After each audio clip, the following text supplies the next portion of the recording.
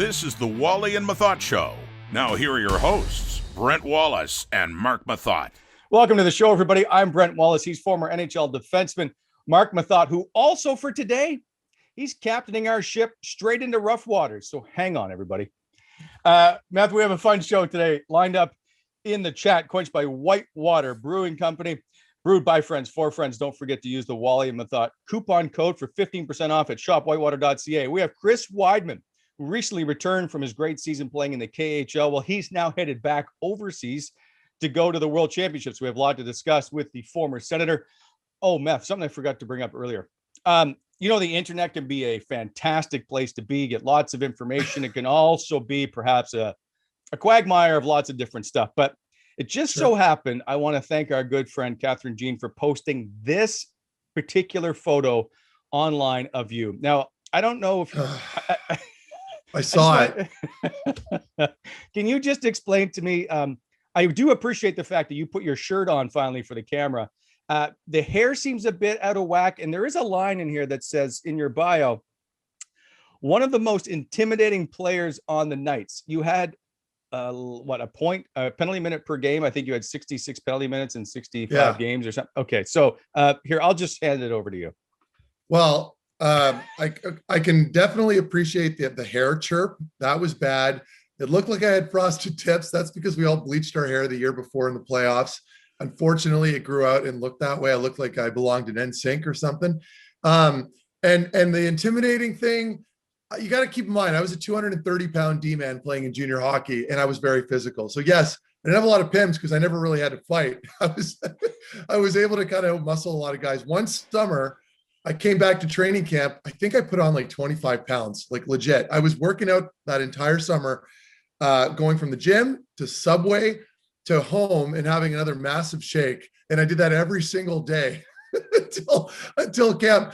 So it's funny. A couple of teammates of mine, when we were doing our 2-mile run at a local high school, Mark Hunter was standing. He was the GM. He was standing beside some of the guys, and he apparently pointed at me and says, "See, boys, that's why you never lift too much weight in summer, because you look like that." Because I was just struggling to get around the track. Anyway, yeah, good times. That was an embarrassing picture. So we thank Catherine Jaff for posting that. Were you an 80s hair band fan? I think you could slide right into like platinum blonde. Well, I mean, I looked like I belonged to Motley Crue or something, but I wasn't there yet. I was still kind of getting into that old school rock music at that time. So I was at that, that turning point where my music taste started to change. All right, fair enough. I mean, I do appreciate you as I get to know more and more and find out from our great friends on the internet more about you. It is fascinating. You are perhaps the most interesting man in the world at the moment, because it just never ceases to amaze me, the stuff that we can come up with you. All right, let's move on. Moving on. We're gonna break down tonight's playoff matchups in On the Points, brought to you by sportsinteraction.com. We answer your questions in You Want Answers, presented by Faces Magazine. And Trivial Trivia, once again, presented by Gong Show, up for grabs today. Another Gong Show sauce-off kit. Okay, Matt, it's time to throttle up this cruise. We'll get to the headlines built by Bonnechere Excavating Inc., helping to shape the Ottawa Valley. Bonnechere Excavating. Now, you shouldn't be surprised, because these are coming all episode long. The Sens PD Day. Sens GM Pierre Dorion gives his final address of the season. Zubway signed. Artem Zub signs a 2-year, $5 million extension. JBD off to the WC. Jacob Bernard Docker added to Team Canada for the World Championships. Taxi driver. Oh boy. Craig Anderson goes from taxi squad to game 1 winner with Washington. And Sunday Fun Day. What a hat trick of great playoff games we witnessed on Sunday in the National Hockey League. First, Meth, let's start with the Sens general manager's PD Day, as Pierre Dorion talks for 40 minutes with lots of interesting things to talk about. One, I want to start with his contract. As he is up for an extension, he has 1 year left on his deal, as does head coach DJ Smith. He seems genuinely concerned that there hasn't been some talks. Is that a sign to Pierre Dorion that it's the playoffs next year, or we're not considering bringing you back? It could be. I think if you're going to question any of his moves, perhaps it would have been more of the moves he made last summer with some of the veterans he brought in. I think that's common knowledge out there. This is nothing crazy that I'm saying, other than I think some of those big, slow bodies they brought in didn't really help. And Dadonov kind of hurts. But I mean, at the time, made sense, right? He was doing great in Florida. Mind you, he was playing with Barkov and Huberdeau, so that might have something to do with that too. But in any case, I think there's no real rush to get him re-signed at this point. I think they want to see which way the team is headed as far as direction goes. And I think they are heading in the right way as far as the influx of all these young players and what they managed to bring to the table. So yes, pressure's on. There's no question. I think when you have 4 consecutive losing seasons or whatever it is, I think you have to start looking at everything as an owner. And I think, he made a couple comments. I don't want to overstep. I don't know if you're going to ask me about this, Wally, but as far as the defense pairings go moving forward and what they wanted to do with depth, I know he addressed the top 4 thing. With Zaitsev in the mix right now, I think that's hard to make that move. I think they're being patient. He doesn't want to show his cards just yet. So, he's in the hot seat. There's a lot of pressure on him, but I think that's pretty common for any GM in this position. And a lot of the performance-based situation going into next year will factor into the decision they make with regards to re-signing him. Yeah, you brought up the top 4D thing, and we have talked about it. I want to say every other episode, it seems like, and maybe every episode. And that is, you and I both feel there needs to be somebody to partner with Thomas Chabot, and that it's not Zaitsev or Zub. Yeah. Pierre Dorion completely, apparently disagrees with you. Well, and that's what I'm saying. So I think you got to keep in mind, first of all, if they do want to address that and go after a top 4 and go into free agency, then there is no bargaining issue at this point. They're not desperate. They can flat out just say it at the end of the year. But I think he's still trying to keep his options open, perhaps make a hockey trade at some point, which I know is a long shot at this point, but they have the assets and players to do that with, right? So there's always that option if they are desperate to go after a top 4. But we had this discussion with Simmer and Ian there last week, and they made some good points. And you've got Zaitsev making $4.5 million right now, and he's playing with Thomas Chabot. And he proved himself pretty useful. I know he was pretty rocky at the start. He ended pretty well, played a little bit more consistently towards the end of the year in that last stretch. So I'm kind of torn on this. I do believe still you need a top 4 to come in and at least eat up some big minutes to take the pressure off your top D-man and Thomas Chabot. But I think Pierre's reasoning and his rationale was that you've got JBD coming in through the pipeline as well as Sanderson. I mean, you can't expect 2 very young players to come in and have that 20-minute plus player impact as far as ice time goes. But again, there are so many unknowns at this point. I think the team isn't necessarily desperate because they did finish off trending in the right direction. So, I mean, I think we'll have to wait and see here what they end up doing at free agency. If my gut tells me they will go after a guy, they just don't want to reveal their cards just yet. Interesting. Okay, we'll probably end up revisiting that in just a sec. But also, one of the things that Pierre Dorion brought up, and I didn't get as much attention as I thought it was going to, and he basically said Tim Stützle is going to be a really good winger in this league, meaning we don't see him moving over to center. And I thought more people would be upset by that. And we brought this up earlier. I'm okay with him being at the wing. Like, I don't know what the rush is to try and get him into the middle of the ice. It's not probably where it's going to end up with him in the NHL in the long run, because I don't think it's his physical stature that's going to put him in the middle of the ice. Maybe, but right now, what's wrong with him playing on the wing? I have no problem with it. To me, this isn't even really a contentious issue. You make a really good point there, Wally. There's no real hurry to get him into the center, and he's so young. And playing down the middle in the NHL is a lot like playing on D as far as responsibility goes, right? Like it's not just an offensive thing. You have to be able to play very strong and positionally sound in your own end. There are a lot of moving parts, and you're driving the line, right? So at the NHL level, where there's very little margin for error, it's just difficult. So I think at his age right now, where his maturity level is at, don't get me wrong, fantastic player. He'll have a great future. I just don't think he's ready for that just yet. But the nice thing here is that you have that flexibility with Tim Stützle, and you can always end up moving him up the middle at some point over the next season or two. But for now, leave him where he is, let him develop, a little less pressure on him. He'll be fine. Okay. Also announced at that presser is Artem Zub signs a 2-year, $5 million extension. There's been lots of talk about whether or not it should be 2 or longer. And he's 27. He's going to end up going into free agency in 2 years. Yep. Pierre Dorion says, you know what? We've got guys coming up. We're not worried about our top 4, meaning it sounds like you're going to move Zub or let him walk for nothing in 2 years. Give me your thoughts on the signing and the length of that deal. Okay. Actually, so hold on. First of all, tell me about the player you think Artem Zub is. Oh, okay. I can do that. To me, That's one of the best. And I know we've had, Wally, you and I have had these discussions and you kind of shot me back for it. But I think personally, just based off his play this year, of course, because again, it's just been 1 year at this point, but I think he's one of the top defensive D-men in the NHL. That might sound wild to you, but I can't find too many flaws in his game. For me, when I look at Artem Zub right now, I see a very positionally sound D-man that brings incredible consistency to this team and to his play every single night. I mean, this is a guy that isn't shy to take that extra second or two in the D zone. When he's in a puck battle, he gains possession. He'll make the play. He doesn't shovel it up the wall like a hot grenade. This guy can find the middle of the ice very well. He's got a ton of poise in his play. Defensively, he's always in the right spots and he's playing big minutes. And so I look at this lineup right now and I think he is the best defenseman on the team. Thomas Chabot is an incredible player, an incredible talent, can bring it offensively and defensively, but Zub definitely has that advantage. He's stronger at his own end. He's hard to play against. He has a little bit of bite to his game as well. I just think they're so lucky. It was such a great signing to bring this guy in, and he's a stabilizer. To me, that's the greatest compliment you can have as a defenseman, or be given rather. He's played with Riley. He made Riley look like a fantastic player.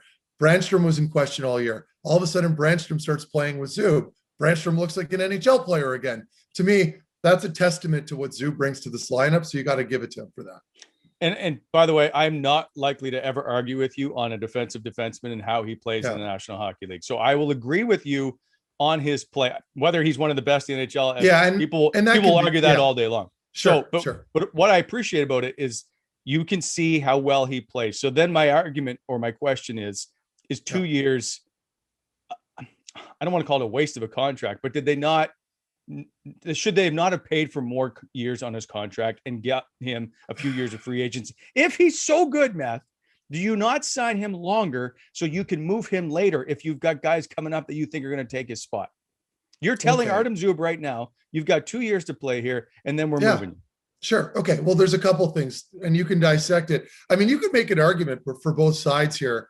If you're Pierre, he's going to say, well, we have JBD and Sanderson coming in, and hopefully but you don't know if they're going to play. I know. I'm only looking at it from that vantage point and explaining what his thought process was, or maybe it was an excuse. I don't know. Sure. But what I do love about this contract is, if you're the Ottawa Senators, is the amount. Like, you're getting a player, in my opinion, very similar to, I don't like to use myself as an example, but my last deal with the Ottawa Senators was at around $5 million a year, right? So you're getting a player who, in my opinion, is in many ways is just as effective as I was, at least at the time when I felt like I was playing well. And you're getting him at half the price in 2021. So yes, you got the hard cap right now, and it's challenging, but $2.5 million for that player with the amount of ice time he's eating up, to me, is a steal. It really is. You're going to, and he's durable. I mean, he's a durable player who's able to take on heavy minutes, not be a liability. And in fact, quite the opposite. He's an incredible player defensively. So I love that. You're right. That 2 years takes him into unrestricted free agency, where they could possibly lose it unless they sign him at an exorbitant amount of money, depending on how he's playing, of course. So again, if it's me, based off of what I saw this year and the amount that I just love this player, I would have thrown 4 or 5 years at him for sure. But I'm not in the room. I don't know what the bargaining issue is, and I don't really know the ins and outs of the contracts like Pierre does. But I mean, for me, I would like to have seen more term. There's no question. Yep. But the counter to that, they're getting him at a really cheap price. So to me, it's a good deal short term. I will say the deal for money wise, very good at $2.5 million a year. It puts him third on the blue line in money, but which is great.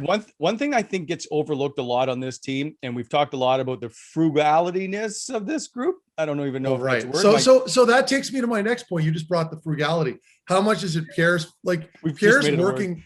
Pierre, I don't even think it is a word, but Pierre's doing what he can with what he's allowed to do, right? I mean, you're the GM. I'm sure he wants to throw money at a lot of players, but his hands are probably tied to a degree. He's got to be a little tight about it and try to squeeze out every penny out of each player when it comes to contract time. So it's a tough position to be in.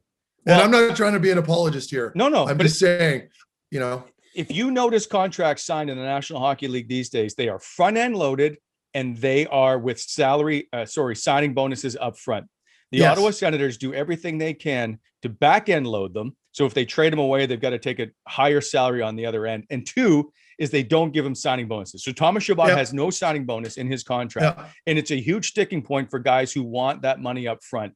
And that's what Ottawa gets handcuffed with a lot of times, is not being able to give money up front. Because I can tell you, like Mark Stone or Jean-Gabriel Pageau and these guys were looking for signing bonus money up front because everybody else is getting it. Well, and they earned it. And it's all about comparisons. And fans can always think, well, you're just being greedy. But I think most people that understand how this game works and how the market works, because it's set at a market price, you look at your comparables when you're a player, and when you see X and Y making, a certain amount, and you're a better player, you're entitled to that money. And I guess, it just didn't work out with those guys. I love that you brought that up with signing bonuses. You're right. They don't really throw those around here. No. And I know there's a flat cap issue and there's some other salary stuff, but the way Ottawa structures contracts is not new, and it's not something that's probably going to go away anytime soon. All right. We'll move on and save it for another day because we got the summer coming up. Let's go to JBD off to the WC. Oh, yes. That's it. 20-year-old Jacob Bernard Docker is going to don the Maple Leaf once again. He's headed to the World Championships on Team Canada, this time at the senior level. Of course, he just won gold in December with the World Junior team. Meth, there's no guarantee that he is going to play. He's a late addition due to an injury, but I can't imagine that this is nothing but beneficial for his career. It's incredible for his career. I can speak from experience. I've gone several times. And for me, obviously, it wasn't on JBD's level where I was going at, 20 years old by the time he gets out there. But I can tell you this. For a player, particularly a younger player who is breaking into the NHL, trying to become an established player, or even just looking to get into the league, if you have an opportunity to go over there and surround yourself with really good established NHL hockey players, it'll do nothing but wonders for you. And it's not just playing in the games. It's being around them in the dressing room, watching how they prepare, their good habits, practices, being around different coaches. It's an incredible opportunity for a young player to get a huge step forward as far as development goes and growth. And what an opportunity again for JBD. He's a young guy. He doesn't have to worry about leaving family right now or quarantining. He's going to go over there. He's going to soak it all in, absorb all this knowledge and information. And I couldn't be happier for him. Based off the small sample size that we saw of his play here, I know he's more than capable of translating that into that game over there. And he's a great skater. In fact, I know that they're probably going to try to get a game in for him, especially in those early ones where the round robin games. Because when we were down there and I played, they brought in some young players. They forced them into the lineup, sheltered them with some easy minutes, between 10 to 15 minutes a game. It's a great spot for him to be in. One thing that might get overlooked, and you can elaborate on this, is they always bring great NHL coaches. That coaching staff is always a phenomenal group. And so Gerard Gallant is going to be the head coach. What did you learn from that time when you've gone over to have a different voice and a different way of learning some stuff? Well, it's nice when you go over there because the coaching staff is so relaxed, especially early on. Like these guys aren't worried about losing a job. They're happy to be there. Of course, they want to win, and they're applying themselves like they would during the NHL year. But the mood is just a little less uptight because, of course, it's the World Championships. There's just not as much pressure. There's always pressure on Canada to win, of course. But I mean, at the end of the day, everyone's just secure in what they're doing. So for me, everyone was really loose, and you're meeting a lot of new people. I've had the opportunity again. I was playing with Ken Hitchcock, seeing Ken Hitchcock in that atmosphere under those circumstances. He was just a different guy, right? He was more relaxed. He was very open. He'd pull players aside and talk to them. He'd sit down with you in the room and shoot the shit with you and have a good candid conversation. So these are all things that I think you can learn from. And again, you're playing around different guys, different coaches with different philosophies. And you're able to learn so much. They'll pull you aside during practice and perhaps, chime in on something that you might be doing differently on breakouts where, maybe try this play this time instead of perhaps shooting it up the wall. Those are all little changes that they have in their coaching style. So it's nice. You get a little bit of different guys and a different feel for each coach and what they bring. And again, I can't overstate this enough. For me, just being around other players from other teams, I think JBD is going to see this. It'll make him more confident. He's going to be out there and go, I'm just as good as this guy, from practices. I'm better than that player right there. I can do that. And he's going to bring that confidence back with him when he comes back to Ottawa next year. Interesting to see. He also joins Nick Paul and Connor Brown as fellow Senators that are going to be on Team Good for Canada. them. I will say, you talk about the coaches being relaxed at the Worlds. I think I counted it up with Alain Vigneault 2 years ago. We did, I think, 67 interviews. And so it was over the case of like, right, you talk in the morning, you talk after the game, you talk the next day. So you talk every day. And he was phenomenal to deal with by the end of it. In fact, when he came back to Ottawa, he always used to have black halls, and I brought him halls just as a joke, but he was always great to deal with. But it was such a different, relaxed atmosphere. You get him against the post game of a Flyer game, and he's a completely different person. So I do appreciate how relaxed it is and how much more fun it is to deal with all of Hockey Canada. All right, moving on. Taxi driver. So the NHL playoffs have begun. First game, Washington, Pittsburgh. All of a sudden, Craig Anderson is now being summoned into the game in the first period because Vitek Vanacek is out. Looks like a groin injury. You know Craig Anderson very well. He's now a couple of days away from turning 40. Gets the win. Your thoughts on just sitting there watching that game unfold? Oh man, it was wild. And I think, just to touch on Andy here, like, this guy's a pro. He's as professionals get at the National Hockey League level. And I know this because I've had the opportunity to play with him quite a bit. He's one of those guys who's incredibly focused on game day. Can't really talk to him too much, but just dialed in all the time. And so seeing him come in like that, and what a treat, by the way, if you're the Washington Capitals, to have a guy like Craig Anderson, I guess at the time as a depth goaltender, and now coming in after all these injuries and being able to kind of lead the ship forward. I mean, they're very, very lucky to have him. And in 46 playoff games, he's got a .926 save percentage. So, I mean, we all know he's a gamer. All the fans here in Ottawa, we know he's a gamer from past experiences with the Ottawa Senators. So just a great opportunity for Craig to kind of come back in now and relieve the team. And I mean, I'm not surprised that he's rolling with it. He's just that guy. He's athletic. He's incredibly confident. That's the thing that I've always said about Craig Anderson. And he's a very good communicator. So he's a guy almost like a third defenseman out there. I know I've said that plenty of times, but I can't say it enough. I'm very happy for him. And I'm happy for Nicole. I know his wife was really excited on Twitter as well. So it's good news all around. And it gives us Ottawa Senators fans somebody to cheer for right now. Yet another, like there's not enough of them in the playoffs right now. That's true. It's true. One is he had only played in 2 games this season with Washington, and 2, he'd only played in 4 games in 14 months. Should there be any surprise that he comes in at 39 years old and is as good as he is? Like, I know he takes care of himself, but there's got to be some rust. No. There may be. I mean, we know when you come back into that first game, there's a ton of adrenaline. You know, it's a last second call up. Your number one gets hurt.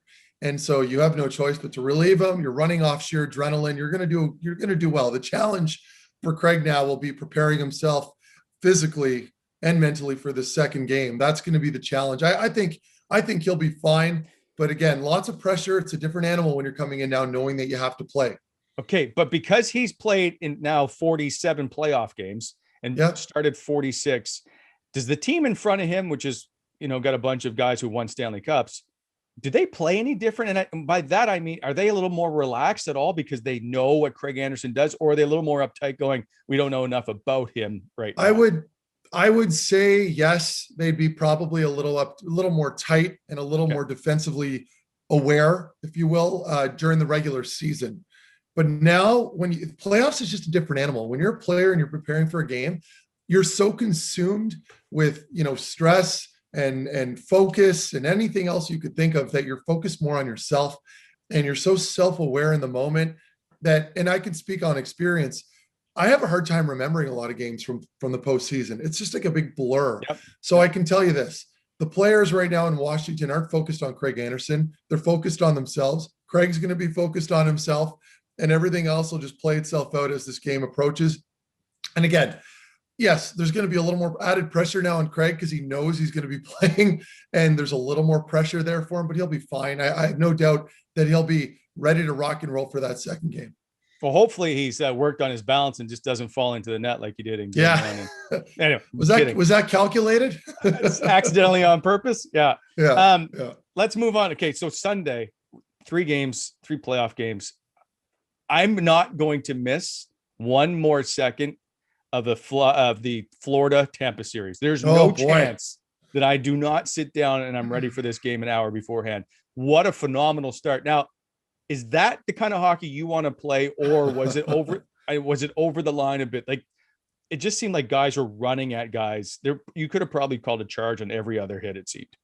Well, I loved it. I loved it because, I mean, it was electric, right? And I think it helps too. And what a difference, by the way, with the fans in the building. I think that's, not to trail off too much here, but that's going to be the tough adjustment watching the North games, right? It's going to be kind of flat almost. Then you flip back to watching Florida and it's just like WWE on ice with all the fans and but in any case, I love the passion.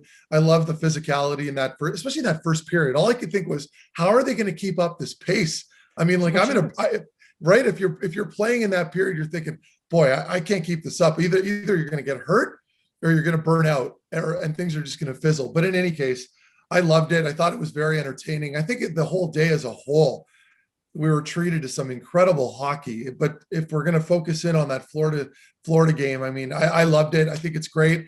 It's the first time they've ever played against each other and it didn't disappoint. I mean, I don't know how many penalties there were. I don't have it written down here, but there was, I mean, I looked at the game sheet after and it was just loaded up. So much for, and by the way, we knew the Florida Panthers were going to do that because that's in their game plan. I think if they're going to give themselves a chance to win in this series, especially with the Tampa Bay Lightning and all their big guns back in the lineup. And I know that was a little controversial as far as cap goes, but we won't get into that. But I just think if you're the Florida Panthers, this is exactly the kind of game you want to play. I know Sam Bennett takes that tough penalty at the end. I think the game was really teetered towards the Panthers for a while there. But I mean, if you're Tampa Bay, there's so much firepower. They're going to get their chances. It's going to be a tough go for the Florida Panthers. So they have to continue with the physicality, try to drag them in with them, get them into the fight, try to distract them a little bit. That's going to be their playing style. See, I thought that Tampa tried to actually outmuscle Florida, and they got caught a lot. Yeah, trying to be too physical. Sure. Then all of a sudden there's 2-on-1s because they're two guys are trying to take out one guy at the blue line. Something like, I just found that they were trying too much to be physical rather than play the game. Well, and the same applies to that last goal, the fifth goal where Braden Point gets that go ahead. He I liked what he did. That's a veteran play by Braden Point where he slashes out of the zone and gets that breakaway pass, and very subtle backhand 5-hole goal. I mean, that's a goal scorer's goal. But yeah, I mean, that's you make a good point there, Wally, that could be the Achilles heel for Florida, but they have no choice. That's got to be the game plan for them. That's the way they're going to give themselves an opportunity to win this series. I feel like if you played in that game and weren't punched in the face, you did not engage in that game. I know everyone was in it. And quickly, before we gloss over this from the slated games yesterday, I just wanted to mention, how about Pajot and those 3 points? I'm getting to that. He's next on the list. Okay, you're going to get me in that? Okay, I didn't want to miss it. No. I think I said that the Washington Capitals were playing Pittsburgh. I meant to say Boston. But 2 is Pajot, once again, as we know, is a playoff performer, much like Craig Anderson. Man. And you see it, and you shouldn't be surprised. And Lou Lamoriello goes and gets Kyle Palmieri, who's another key figure. This is an Islander team that I said had a chance, and I think they look okay. And they do. So I'm sure you've sent a message to Pajot about his final performance against Pittsburgh. I'm not messaging anybody, because I know first of all, when you have a game like Pager had and you put up 3 points, you know his phone's going to blow up. And the last person he's worried about is some pigeon like I am doing the Wally and Methot show with Craig Vidalia. So I think right now, I'm not surprised. This is classic Pager. And not to forget, even Cody Ceci, by the way, on the other side, I mean, he scored. He's +1 and had almost 27 minutes of ice time. So he's really found a role on that team, which I'm very happy for. He deserves it. He's always had such a great attitude. So I'm very happy for him as well. Seeing all these ex-Senators kind of progress and get better and excel in the postseason is almost kind of disheartening if you're an Ottawa Sens fan, but that's part of the game. They're no longer here. Do you change your thoughts on who might win that series based on game 1? No, I think it's still up for grabs. I think, and that applies to all the series, really. If you've been watching these games, I mean, they're so competitive. There's no real clear-cut advantage out there. So to me, I mean, you're automatically giving your team a huge advantage. We all don't know the numbers. When you win that first game, you're automatically a favorite to win the series based off the numbers and past history. But again, NHL playoffs, we know how unpredictable these games are, certainly under these times during COVID and all the restrictions and the weird scheduling, and you're in a bubble. So it's hard to predict what these outcomes are going to be. But the favorites to me look good right now. And they did look good in Vegas the other night, except they don't get the victory. Is this a surprise that Minnesota comes up with the 1-0 win? Marc-Andre Fleury was phenomenal. Lights out. He was so good, but I still think that the Vegas Golden Knights carried that play. Just they let Minnesota hang around long enough to get a goal. Yeah, and that's, again, I don't think too many of us saw it. I think a lot of you people were calling for a sweep on that series, and I was almost one of them. I think I had maybe mini winning one game. I'd have to look at my bracket again, but it's one game. That's one series where I feel like it's still completely up for grabs. I still think Vegas is going to run with that one, but I was proven wrong in that first game. So who knows? I'm glad I'm not a betting man on that night. Did you, and Mark Stone, once again, like his play just gets elevated, just like Pajot and just like Craig Anderson. I don't know the last time I ever saw him go end to end and then almost tuck it in. And those are two passionate players. So you watch, when you see some of these players and you get surprised with their postseason play, I can just tell you from playing with them, and Wally, you've been around them, they're just such passionate guys. They love hockey. Every NHL player loves playing hockey. Don't get me wrong, but these two guys are on another level. They're almost like kids out there playing minor hockey as far as their enthusiasm goes and getting excited to play on those nights. They don't seem to get phased by the lights and the cameras and all the pressure that comes with playing in those big games. They thrive under the spotlight. They bring they're able to elevate their games. And we've seen them do that since they were with the Ottawa Senators. So really, I'm not surprised at all. It has been fun to watch. So I look forward to how this is going to all play out. And round one is always so much fun because there's so many games. All right. Those are the headlines brought to you by Bonisher Excavating Inc., helping to shape the Ottawa Valley. Okay, time for a quick break. When we come back, it's the chat with Chris Wideman, brought to you by whitewaterbeer.ca. Meth, it's fair to say we are sailing in smooth waters now. Don't go anywhere. You're watching the Wally Methot Show.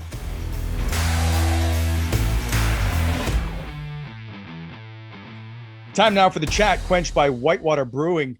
From blonde ales to New England IPAs, Whitewater beer is brewed by friends, for friends, available at the LCBO, licensed grocers, and shop whitewater.ca. And of course, if you go to whitewater.ca, there is an exclusive Wally Methot coupon to get 15% off. Shop whitewater.ca. Must be 19 years of age or older. All right, welcome back to the Wally Methot Show. Please be joined now by former Ottawa Senator and all-around good guy, Chris Wideman. Wides, welcome to the show. It's nice to see you again now that you're back from Russia. Thank you. Yeah, I'm back, and we've been back for a couple months, so we're just enjoying being back home. My wife and I been about about 2 months now. Time's flying, so we're thankful to be home and really enjoying ourselves. Did you take an adjustment period to get back from Russia? It was actually, we had a little quarantine that we were required to do when we got home, which was kind of nice. And, we just bunkered down at the house and got to spend time with the dog that I hadn't seen in 7 months. So that was awesome. And then just kind of like, getting back to, having a cell phone, like people calling you, wanting to talk, like you really realize like you have a lot of people in your life that are not that important when you go away and you don't have to talk to everybody for like 7 months. So just getting back to the guys like Meth, calling you like, hey, can you come on my podcast? So I'm glad I got to work you guys in here. So it's been great being back, and we're really enjoying being with family and friends. So you guys started up that dry bar, right? Like Caroline started that up, your wife, for those listening, and I'm assuming she's still running that. Is it going okay? Yeah, things are starting to pick back up traffic wise. Our second birthday is actually next week, so we got a little celebration for that. But yeah, no, it was obviously a tough year with from the business standpoint. Really hard to see some of our employees go through some of the things that they went through, just not having the typical hours and things like that. Thankfully, we were able to keep everybody on the payroll and employed and do what we could to help them. But yeah, no, it's great. In St. Louis in particular, things are starting to open up. We're seeing a lot of traffic and it's super refreshing.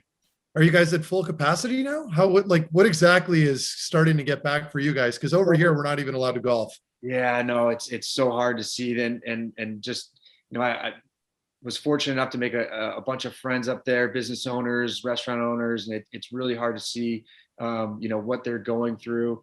For us, capacity is based on square footage. So, technically we are not at full capacity, but we couldn't have any more business than we're actually doing. So we're lucky in that sense. We're finally starting to get, our traffic is based on events, weddings, prom, graduation. So we're starting to see those events being scheduled and then happening now, which is great for business. So we're super thankful. It was a hell of a year. I think everybody's been through so much, but here in St. Louis, I think there's the light at the end of the tunnel, and we're just glad that we can finally see that. And now you're going back to Latvia as member of the World Championship. But before we get back to you jumping on back on another plane, can we talk about Russia and what ultimately led for you to decide to head over to play a season in the KHL? Yeah, I think, with COVID and kind of everything that had happened over here with hockey, it was a great opportunity. It was something that was going to be kind of a risk. My wife actually didn't end up making it there until after about 4.5, 5 months. So kind of the deal with her was to have her come over and to be there at the start, and then obviously come back to St. Louis and be involved in her business. But just with visa stuff, that didn't end up working out. So that was a huge thing to kind of navigate there at the start. But you know what? It was a great opportunity to play for a team that has 3 coaches that played in the NHL. It was a very North American vibe in terms of how they ran the team. It worked out for me personally. It was a great experience, and I'm thankful that I had the opportunity and that my wife gave it the blessing, and we were able to kind of follow through with it. So you were in, is it pronounced Nizhny Novgorod? Is that what it is? Nizhny Novgorod. Come on, Meth. Culture yourself. Wow. Yes. Okay. Well, I was close. It's really, it's when I'm looking at it, it's incredibly difficult to pronounce. But anyway, that's about 6 hours from Moscow, right? Extremely difficult. So on a plane, 1:15. The highway system there isn't really what you would experience in North America. So yeah, by car, maybe like 7 hours. Yeah, we never had to do that. So okay. we did. We actually, we traveled when we went to Moscow. It would be like when we used to go to Montreal on the train. Yeah. So it was great. Yeah. I enjoyed that. The travel can get kind of, my mom's about to walk in here. So she's stopping by to say bye before I go to Latvia. So no, the travel was, it was unique, man. We did a flight that was like 11 hours all the way to Khabarovsk, which is, you're closer to Anchorage than you are Moscow at that point. So you're not even adjusting wides, right? From a player's perspective, you don't adjust to the time zone. You just stay on your current. We were so lucky in that sense that our staff was just like, hey, if we're going 2 hours east, then the game's at 5 o'clock. It's not at local time, 7 o'clock. So we kind of stayed in our time. The Khabarovsk trip was hilarious because we played a 5 o'clock local time game, which was 10 o'clock our time, AM.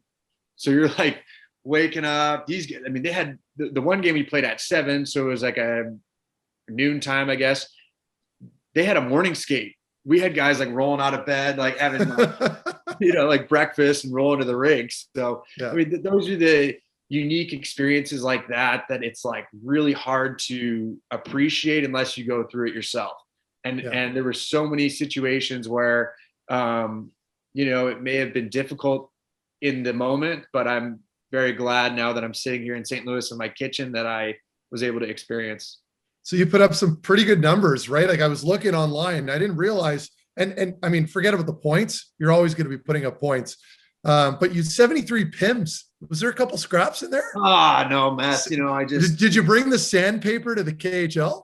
I tried, guys. I grew the goatee out a little bit. You remember, getting back there with Dion and getting on Carl for the goatee. We all tried to grow him out there for a bit, but no, I whacked a guy with a stick, and I got a I think it was like 37 minutes. It's different there.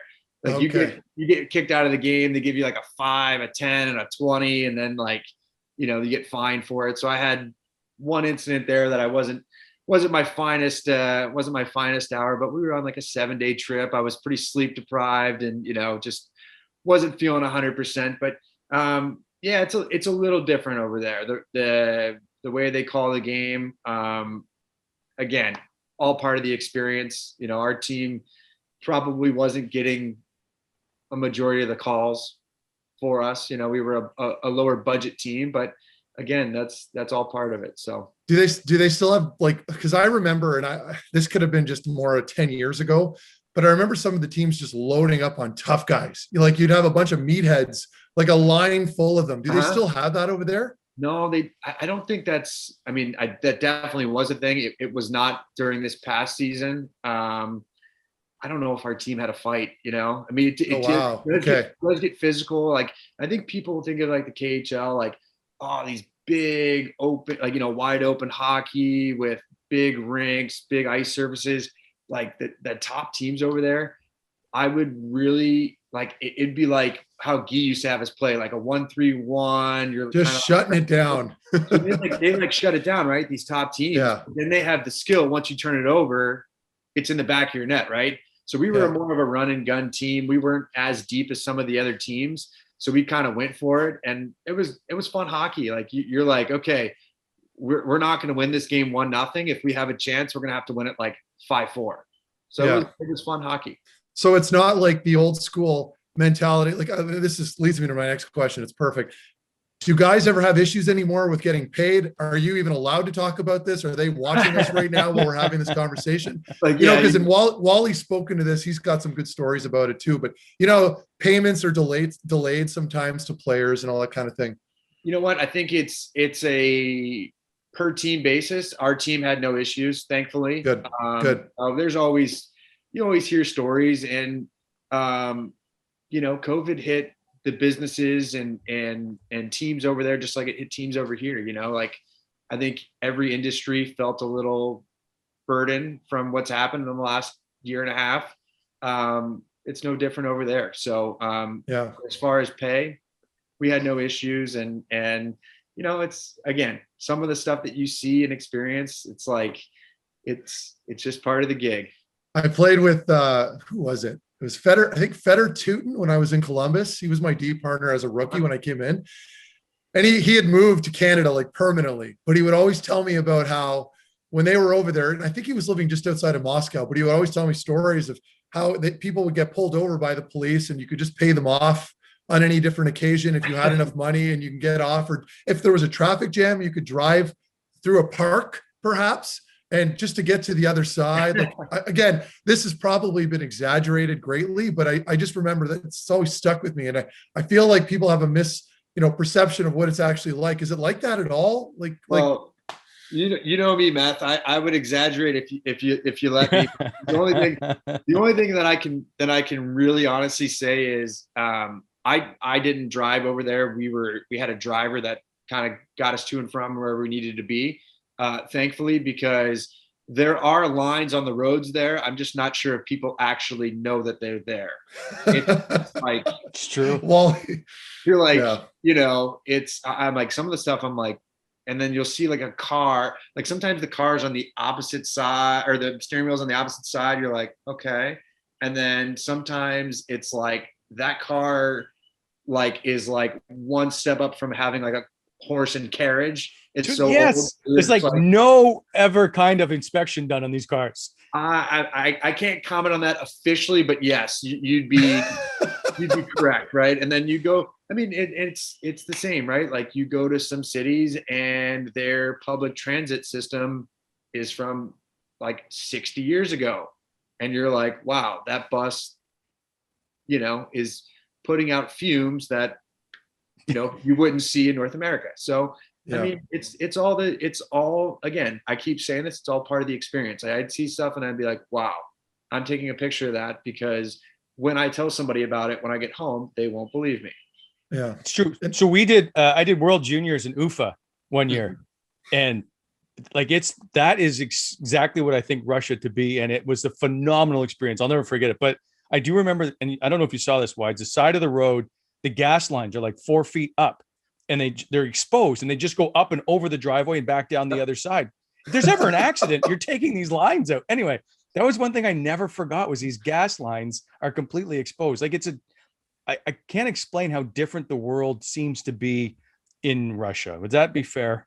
Yeah, it's fair. And I think that it was really cool. I mean, like the guys on the team were awesome. When my wife got there, I mean, I think going into it, she was a little nervous to interact with the wives and stuff. I think after the first game she was at, she was like, well, they like to drink wine, so everything. She loved it. They were great. They were so welcoming. She was just, I mean, at the end, I think she was texting with a few of them yesterday, and it's just really cool that we've been able to make a whole new group of friends and people that were just very welcoming, which was really cool. What was her It's like day the to day people are like, very Wides? Hey, like what was she like? I'm just curious, because I know with my wife, when I was still playing Columbus and I was dating her at the time, she'd come to Columbus and there was like nothing to do. She'd kind of sit around, she'd be bored now and then, and maybe we'd go shopping. Mhm. But like, so if you're in Russia and you're in Nizhny, what is Caroline up to? So Caroline has her business here. So she was doing a lot of the office work that she isn't really able to do when she's here, because she's actually in the store. So she was working. It actually ended up being great. She was able to do a lot of the office work. Once we kind of had an idea that things in St. Louis were going to be a little bit more laxed in terms of restrictions this summer, she was able to book a ton of weddings and do the legwork of the business side of things that she has a hard time getting time to do here. So the time change actually was perfect. And then we just, we did a lot of like out to lunch, out to dinner. The cost of living is a lot different than it is here. So you're able to go have a nice meal for 30 cents on the dollar as opposed to being in North America. So we enjoyed just getting out, meeting, you go to a nice restaurant, somebody always speaks English, one of the servers. And like, we were able to meet these people. We went to the same restaurants a lot. And it was funny, like, in the media, it's always like, oh, Russia, US, like they don't like each other. Like that was not the case at all. People that knew that we spoke English, if they spoke English, we had a hard time like getting them to leave us alone, because they wanted to practice speaking English, right? A lot of the people that are our age and older either learned a little bit in school, but learned by watching like Friends and these American shows that are now, have Russian voiceovers where they don't really have to learn English, this younger generation. But like the guys that are my age that could speak, most people could at least understand and communicate that way. Did you have fans in your stands? Yeah. So that was, again, like team by team basis, or kind of, whatever city you're in. The bigger clubs seem to have more fans than the other teams were allowed to. So I don't know how that works. You can figure that out on your own. But yeah, it just seemed that, we go into play in Kazan, it's packed, and they have awesome fans. There's some really cool and unique arenas there. There's some really cool and unique fan bases. Everybody's, standing up, screaming, which was an awesome experience. Like, our fans were great during the playoffs when they allowed full capacity. Like our arena, like a super low ceiling, it'd be like playing in Winnipeg, right? Not the biggest arena, but like when you go play in Winnipeg, you're like, wow, this is loud. So were you recognized a lot on the streets, or do they leave you alone? Like if you walked Ottawa? Yeah, you're definitely recognized there, because the team is huge there. Like the team's been around like 75 years. That's kind of the only show in town. So it's a big deal. I was really surprised. I mean, I didn't know much about the KHL going into this. The KHL is a huge deal in Russia. Like, people are like really excited about the team. They're really excited about the teams that come into play. When the Red Army team from Moscow comes into play, like, people are like, they got to see the game, right? They want to come see the Red Army team play. They want to see the players, and the team's got a lot of history. So it was a cool experience. People would come over at dinner, and they might not be able to speak English, but they definitely wanted to like wave at you and give you one of these. So it was cool. Wides, I wanted to ask you one more thing about the KHL. I know Vladimir Putin had his annual, I don't know if it's a charity game or what it is, but naturally he was the MVP of that game. I believe he had like 8 tucks. I saw some of the highlights. Do you guys all have like a mural of Vladimir Putin in your dressing rooms? I don't remember seeing one, but like our team was government owned, really. Like our local like governor was I don't even know how we had a GM, we had a president. He would be like, I guess, the owner. I mean, wow. So that was an interesting dynamic to it. But as far as like Putin stuff, like, well, do you feel nervous talking about him to us right now? Like, does he have that effect? Well, this is a real question. I'm not even trying to be funny here. Like, I'm obviously not a funny person, but I'm thinking, like, if you're going back there, are you concerned that you might say anything negative about the man himself? I wouldn't ever say anything that I shouldn't, right? So I do have a bonus that's supposed to be paid out June 1st that I'm hoping we don't cross the line here. And yeah, so no, I mean, it's a lot of the stuff that you see is media driven, right? Like, for sure. You guys, Meth, now that you're in media, I mean, you got to find stuff to talk about, right? And you're looking for clicks, you're looking for views, and for whatever reason, this Russia-US deal has people's attention. And from being over there for 7 months, I never felt uncomfortable. Nobody ever was like, hey, you're American, we don't want you here. Like, it's pretty, if you can get over the fact that you are in Russia playing hockey and you are in the KHL and you are going to experience some things that you may not be comfortable with, it's pretty normal. Fair enough. I know you want to get back to the NHL, which we're going to get to in a sec, but would you, if there was no other offer, go back and play in the KHL next season?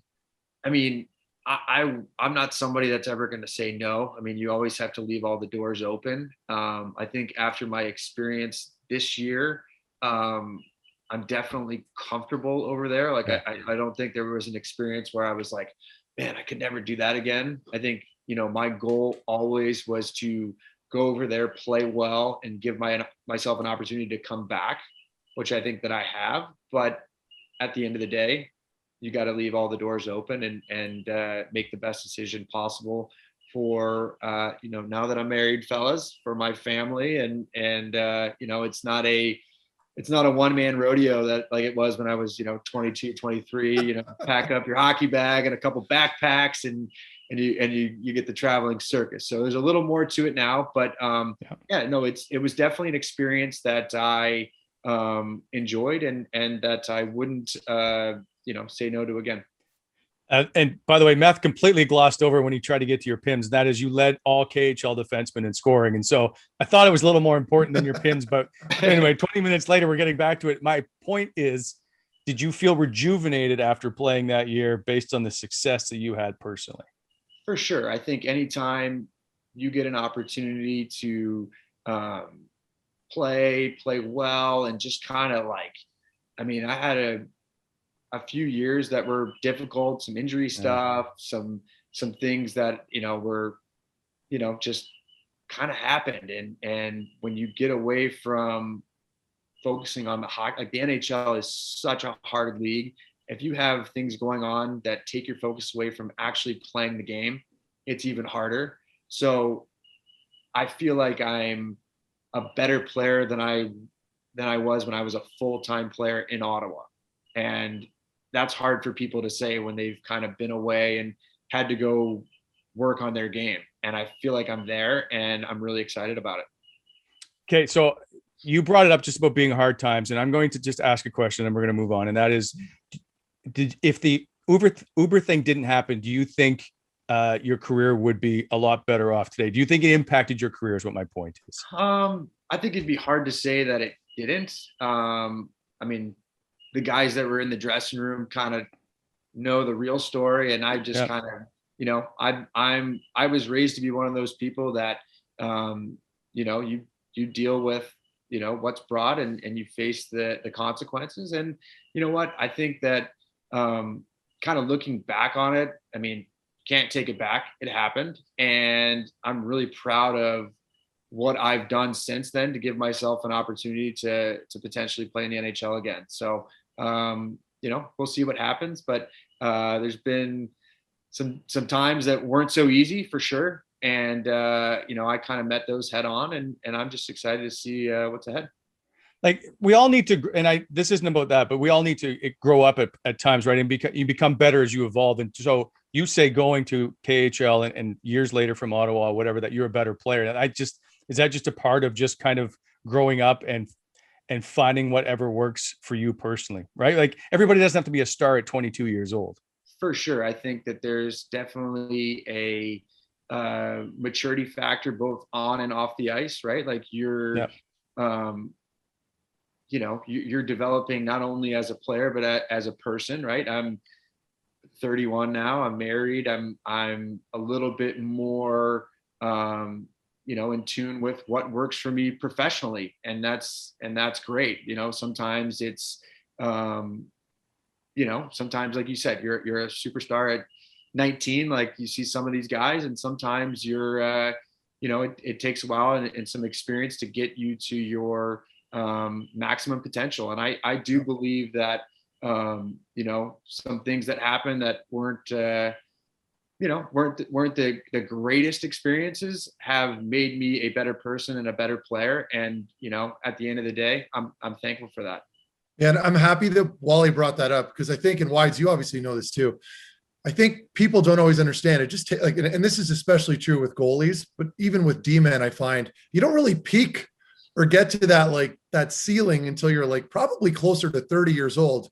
It's a hard position to come into the league as a young player and actually put up some points or meet those expectation levels. So I feel like I'm agreeing with you. I think, and you said it very well there in that I think once you get to around 30, that's how I felt with my game anyway. I just felt very confident and you feel really good about it, where you're at. You've had enough experience at this point that you've learned about all the tendencies. Do you feel that way right now?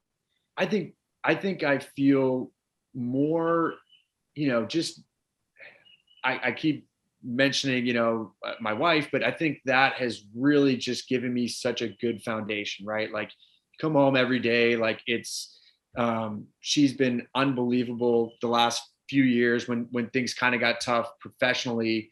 I've really leaned on her, and, you know, I mean, you hear guys say this all the time, but it really is true, right? Like she's been very, very, you know, consistent and very supportive, and that's helped a ton. I will say, like through everything, the injury that I had with the hamstring, that was probably more detrimental than I originally thought. You know, like obviously the surgery was difficult, but coming back that following year, I was probably at 70-75% without even knowing it, right? Like I was trying to play because I wanted to. I'd missed, you know, 60 something games. And, you know, when you're 27 years old, you don't know what you're doing, right? Like there was nobody telling me like, hey, take more time. Like you're not ready. Like I'm thinking like I'm 27, I'm on a 1-year deal. If I don't figure this out, well, they'll just bring somebody else in. Right. Yeah. And then you're just, you know, some of the off ice stuff happened and you're just kind of like, you feel like you're on a double black diamond without ever being on skis before. Right. I'm trying to make sure that I get some, you know, feet under myself. And it was super hard to do that. So I think being fully healthy now, I mean, this was the first year I've had where I finished the entire season and I'm going into the summer, like no issues, feel good about my game. Like that's hard to do it. Like people don't understand how hard that is as a professional athlete, not only to be healthy, but to feel good about yourself mentally and your ability. So I'm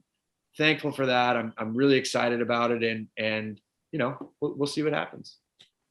So anyway, to touch back to Latvia, congratulations again. Thank you. I wanted to talk about that because I've experienced it. Wally's a legend on the road when it comes to the Worlds.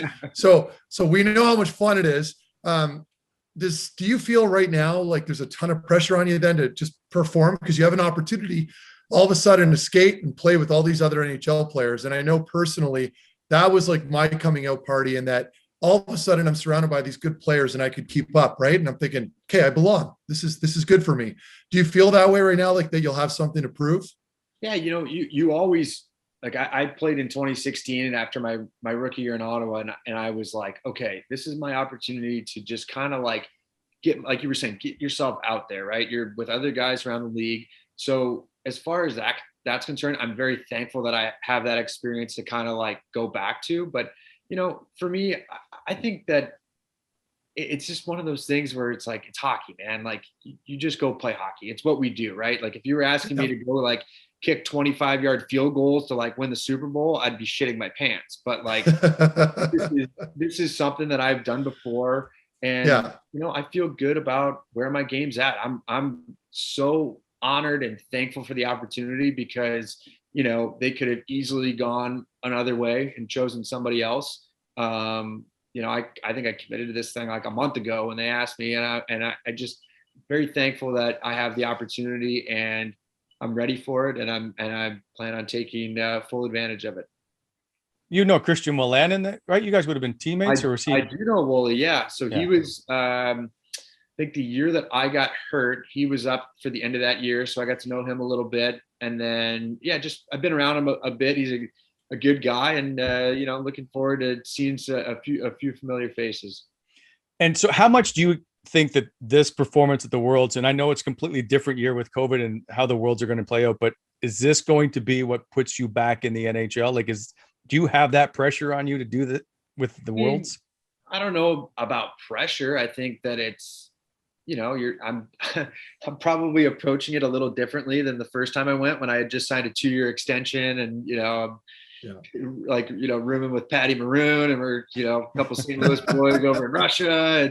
It'd be a little bit of a different tournament, but again, like I'm just thankful for the opportunity, right? Like I'm going to be around, like Meth said, some other guys that have played in the league. The staff. It's just and Meth can kind of attest to that. Like you're able to develop personal relationships with people that you otherwise wouldn't have had the opportunity to. And at the end of the day, life's all about, making good impressions on people and letting them see who you really are as a person.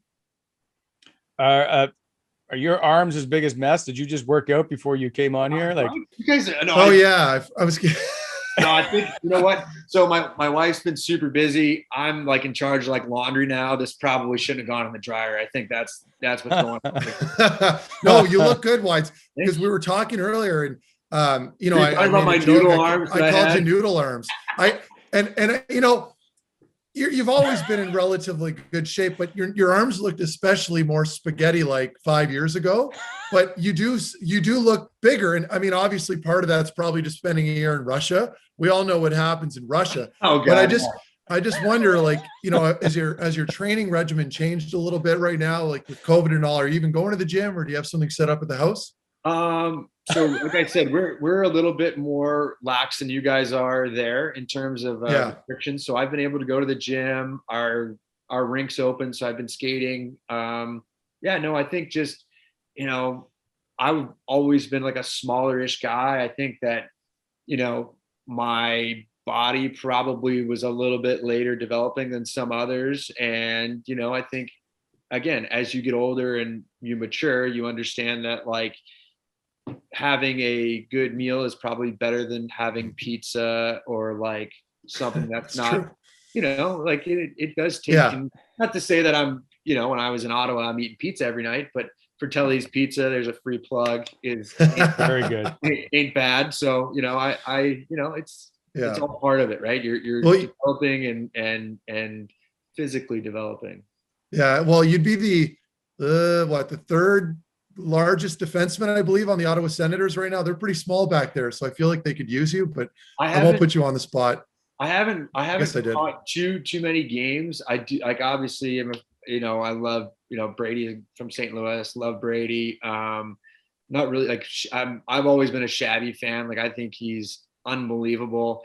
Other than that, and Whitey's there too. Other than that, I don't really know a ton of guys. Like, I think Dahmer, the trainer, Dom texted me, I think about, happy birthday or something. I'm like, hey man, thanks a lot. Like, say hi to like Mitchie. And I'm like, Johnny and some of the other trainers. And I'm like, shit, I don't really know anybody else there. So hope you guys are doing well. Yeah. They're going to the Worlds. Oh, awesome. That's great. Dom, John Forget, Alex. Hi to each other through, like, the window, I guess. Yeah. Yeah. And they're great dudes. I can't emphasize that enough. But they were there obviously when I was playing. What a crew. So you'll be able to have a couple beers with them in that infamous first week at the Worlds that Wally knows all about. Well, we don't get guests this year, so. No, they're like, you're in a bubble. Like, you're not allowed to leave. I thought they were ahead. Oh, right. No, they're a hotel bubble. So you're not allowed to leave the hotel. I don't know. We'll see. I mean, for me, like I said, it's going to be a little bit different of a mentality than the first time I went there when I was like, yeah. Well, you can have beer in the room. You guys can have like your own little isolated parties, right? You can. There's definitely some guys that I'm going to want to catch up with on some different teams, but I'll definitely be going to see the Ottawa training staff. I mean, I've kind of played around a little bit, and this is no knock to anybody else, but like, had I been able to have my original plan for our wedding where we had a quite a large guest list, like, I would have invited a few of those guys. They were so good to me and my wife, and Matthew would have probably been on that list, but sorry. Really? Or you're just saying that? Thanks. Well, no, we gotta, I mean, could you imagine Matt on the dance floor with that shirt off? Oh, I would cut it up. Cut it out. Don't get me started. I'd have to stretch first. I'd be afraid to use the restroom. My wife, around you with that shirt off. It's like when Brass comes to visit. I'm afraid to get in the shower. I don't know what's going on. So, is there one Ottawa Senator you don't miss that you played with? People always like. I mean, that was the crew that we had when we went on that playoff run. Was as close of a team as I've been on in pro hockey. I mean, I'm like, stay in touch with like 90% of the team, and it's like always about some like stupid little joke that happened, and it's just as funny. And I'm really thankful that I was a part of that team, because there was some great memories, but just a cool group of guys. Everybody got along. Yeah. Everybody, I mean, we weren't on paper, were we better than some of the teams we beat? Probably not. But I mean, we had Pager scores 4 goals in a playoff game, and like a noon start at home. Like, come on, like, you can't even script that better. And they interview him after the game, and he's like, I thought I ate too much for dinner. I was nervous. Like, that was the game. He had like 2 chicken parms. Yeah. And people have to understand talking about our pregame meals on the road, those chicken parms are massive. They're like these little bricks. And that little man had 2 of them in him. It was crazy. I mean, I'm like, we're watching Slapshot before every game, at lunch, at home, like just doing stuff that was like, you're looking back at it, you're like, wow, that was. Or listening to Frank Zappa as a win song after the games. Clark MacArthur putting that on. I mean, like, we had a ragtag bunch of like really good guys. Good. I mean, like, look at where Mark Stone is now. I mean, he was an awesome player for us then, but like, he is, I mean, I can't think of a guy that I'm like, okay, I'd rather have him on my team. I mean, obviously, like McDavid, McKinnon, Crosby, but like Stoney's like in the conversation, which is, great. Crazy to me when we're like sitting in his hot tub on the roof over at his place in Westboro there, and he's letting me live rent free. Like, he's just I'm very happy to see where he is, but a really good dude. Everybody gets to live apparently at Mark Stone's house. Guy. Finally, what about Dion Phaneuf? Have you talked to him lately? He seems to always come up in every episode. I'm just curious of your relationship with Dion. Yeah, like once or twice a week. Only when I really need a good shit kicking, I call him back. I call him back. It's hilarious. Like, he's obviously 2 hours behind me, living in LA. So like, if I'm going to the gym at like early in the morning, I always call him on the way and be like, he's like, hello, I'm like, oh, sorry to wake you up. He's like, I've been up for a couple hours. I'm actually on the stationary bike. I'm like, okay, and like, for sure, he's just like, oh, laying in bed. Yeah. So we're always back and forth. I mean, he's I can't thank him enough for what he did for me when we were playing together, and even after. Just always a guy that you can rely on to give pretty sound advice. He's been through a lot, and he's got a good perspective on things. So, we stay in touch quite a bit, and I always enjoy a good conversation with old Dion. Yeah, he's a character, and he's the kind of guy that he never really had anything negative to say when it came to prepping for a game or practice, right? I'd get, be going to the rink on a bad day outside, and maybe I was a little tired, and I'd be bitching about it. Okay. How do you feel? He's like, I'm excellent. I've actually never felt better. And I'm like, you slept like 3 hours last night. Every time we're like on a back-to-back with travel. He's like, I feel this is the best I've ever felt in my life. And I'm like, what are you? Yeah. And that's how he was. Right. And so he kind of like in his own way, he was a really good leader in the room. Right. Because you could never have an excuse. Like, this guy's he's an old warhorse who's played like 15 years at this point, and not a negative bone in his body when it came to the game. And, we could be complaining about how tired we are because it was a back-to-back, but good old D was like, I feel great. Are you ready to go tonight? And he can kind of give you that look. I remember when Alicia was not in Ottawa a ton, and I was living on my own. So we spent a lot of time together. I can think of like a few times after a Saturday night game, we have a couple of beers. On Sunday, like, he'd invite me over for like dinner or like to watch football in the afternoon. He would like make me ride the stationary bike at his house with him. I'm like, you are so nuts. Like, we haven't had a day off in like 7 or 8 days. Like, this is our day off. He's like, you need a sweat. I'm like, so like, there I am, like in my like underwear, or like, if you let me borrow a pair of shorts, like riding the stationary bike in his basement. But like, it's like, how great is that? Like, he had an unbelievable career, but the mentality that he had probably carried him further than anything else that he had physically or like skill wise. He wasn't going to beat him if he had a say in it. So very appreciative of everything that he's done for me. And it's been a fun relationship. I want to ask another hot button topic. You are good friends with Tim Peel, I think it is, right? Like, have you spoken to him? I know this is obviously tough for him. I'm just curious of your reaction based on how well you know Tim Peel, the official. Yeah, I mean, I wouldn't say that we're like best friends. I do know Tim. He is a very, very nice guy. Played some golf with him.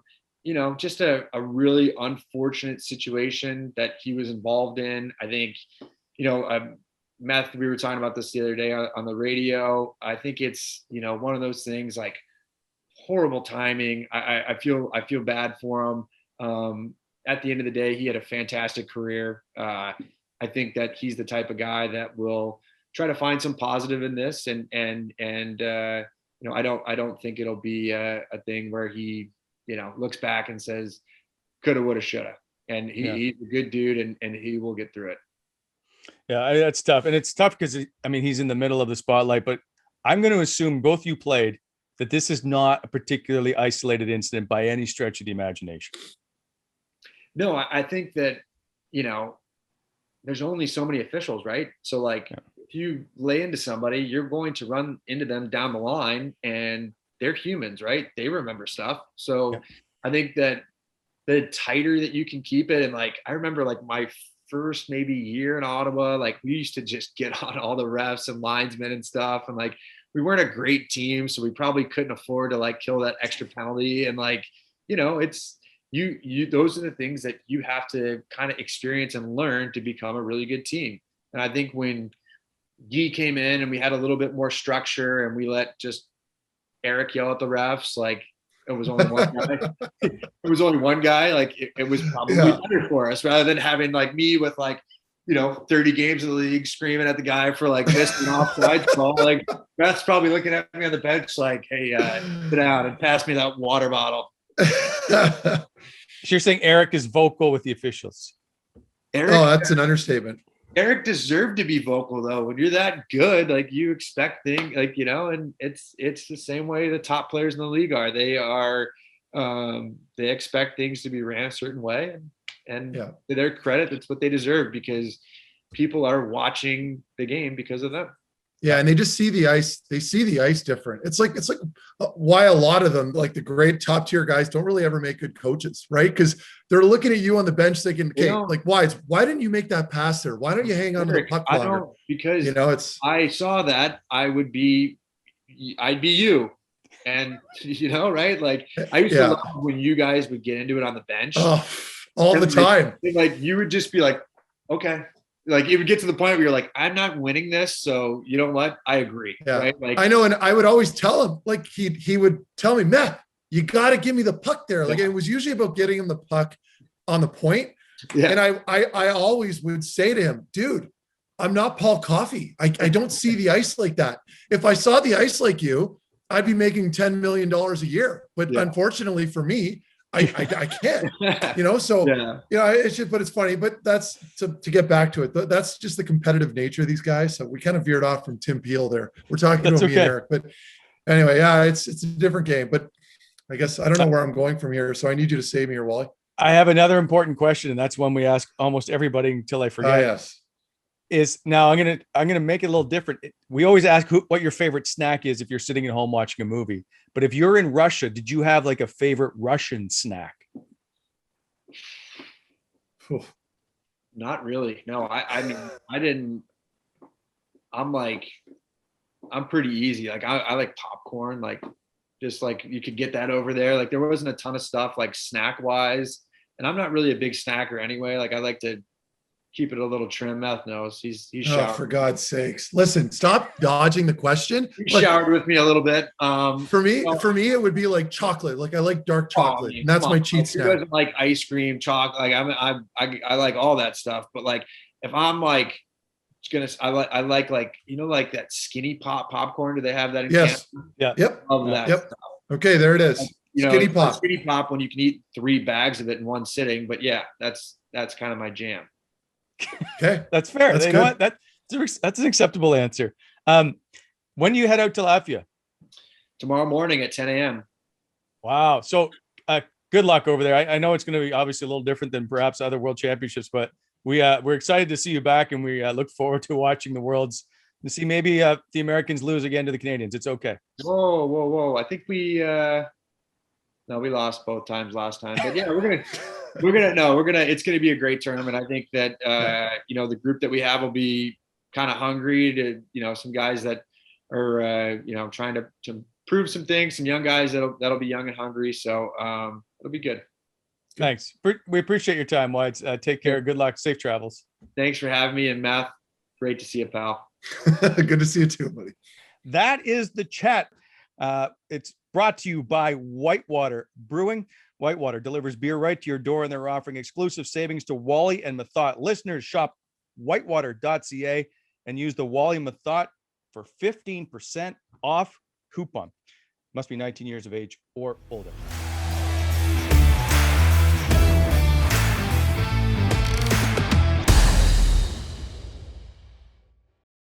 All right, time now for On the Points, brought to you by sportsinteraction.com. Sports Interaction is Canada's odds makers. Head over to sportsinteraction.com/Wally and Methot today to get in on the action. Must be 19 years of age or older. Okay, Meth, 3 games on the NHL sked tonight. They're all playoff games, obviously. Now, we go to game 2, Washington-Boston. We saw overtime thriller in game 1. Who are you taking in game 2?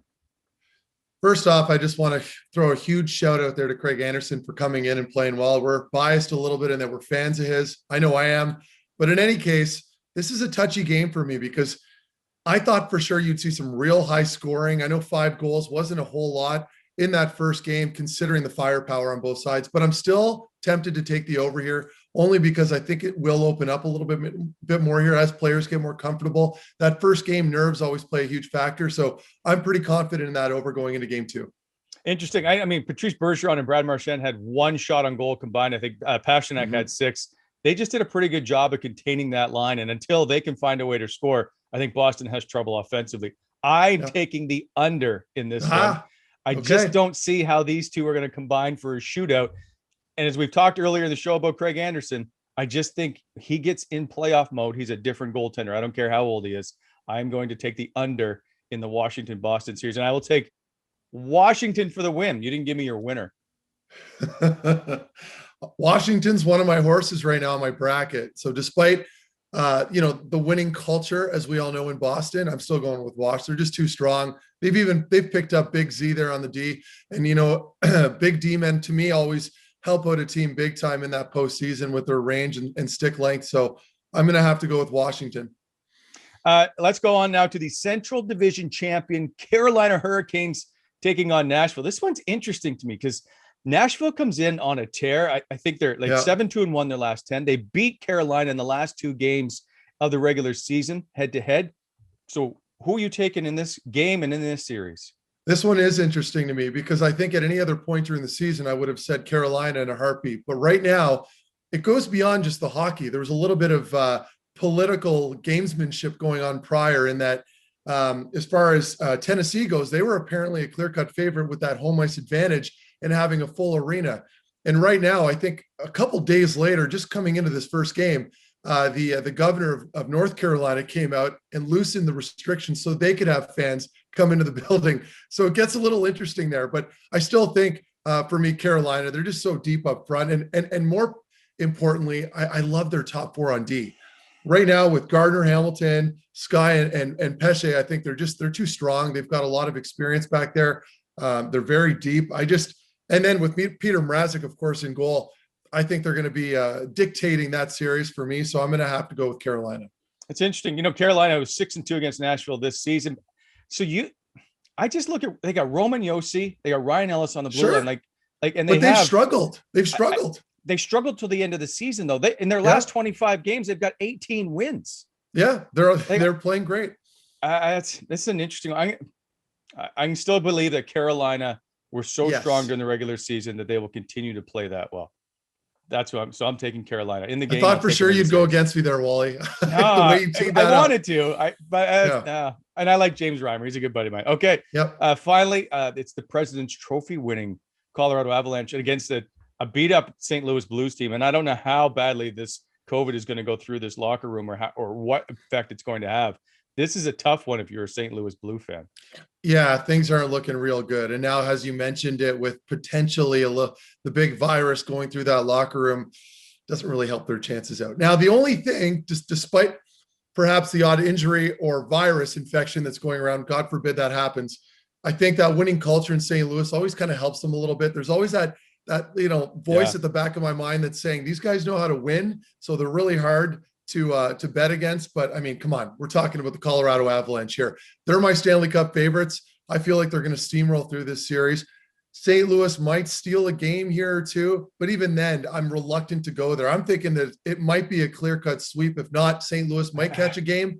To me, they're just too deep and they're too offensively powered in Colorado.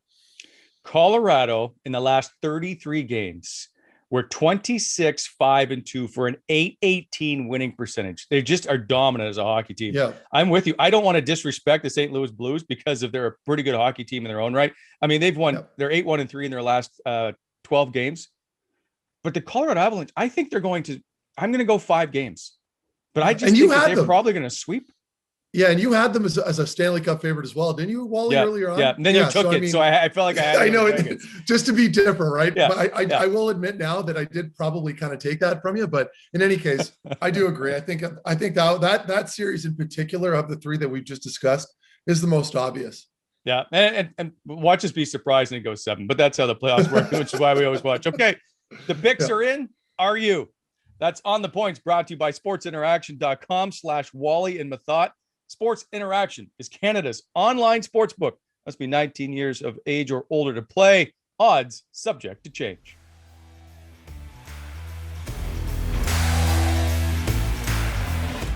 All right, let's bring in Craig now. And now, Craig, before we get to you want answers, I want actually some answers about a poll that was recently posted by one Mark Methot about who. I think I know about this one. Who's better looking? Now, I believe I got sabotaged in this whole event, but somehow Craig emerges as the clear-cut, best-looking guy of the 3 of us. Matthew, would you like to explain yourself? Look, I was having fun. I was feeling really good about myself that day. I had a good hair day when I woke up in the morning. It was just naturally parted one way. I looked at my wife and I told her how lucky she was. And then I decided I'm going to run a poll on Twitter just to rile people up a little bit. And it did work the way I thought it would. I thought I was going to finish first just because it's kind of funny. And I wanted to see Wally with his perfect teeth and skin finish dead last. That the fans didn't disappoint there, but Craig was the dark horse in this race, right? He ended up winning.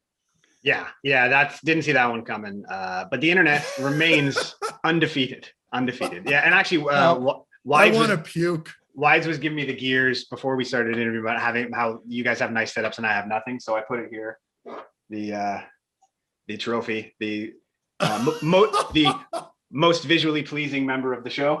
Is that a bowling? Is that bowling? What is that? Yeah. I would say it's lawn really bowling, more, maybe. Yeah, it's more to commemorate how it's an ashtray. Number one Handsy boy. There you go, decoration number one behind me there. This is great. I'm still upset over this poll, but we all know that the internet, you can't trust anything you see on or read on the internet. So I don't believe in this poll. Nice job, Matt. Anyway, let's move on, Craig, to You Want Answers.